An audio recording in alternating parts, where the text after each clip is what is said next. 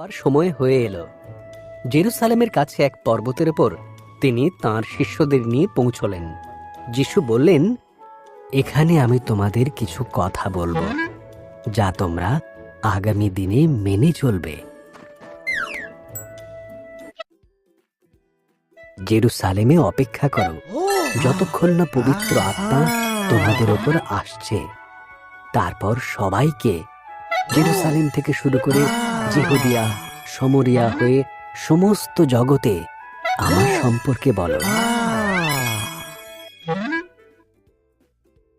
অনেক শিষ্য তৈরি করো, পবিত্র ঈশ্বরের নামে, তার প্রিয় পুত্রের নামে ও পবিত্র আত্মার নামে তাদের বাপ্তিস্ম দাও। আমার কাছে যা শিখেছ তা তাদের শিখিও। আমি সবসময় তোমাদের সাথেই থাকব। তার কথা শেষ করে যিশু আকাশের দিকে উঠে যেতে লাগলেন। তার পবিত্র শরীর ধীরে ধীরে মেঘের রাজ্যে অদৃশ্য হয়ে যেতে লাগলো। তার শিষ্যরা তাকে দেখতে থাকলো। তারা শেষ মুহূর্ত পর্যন্ত আকুল হয়ে আকাশের দিকে চেয়ে রইল।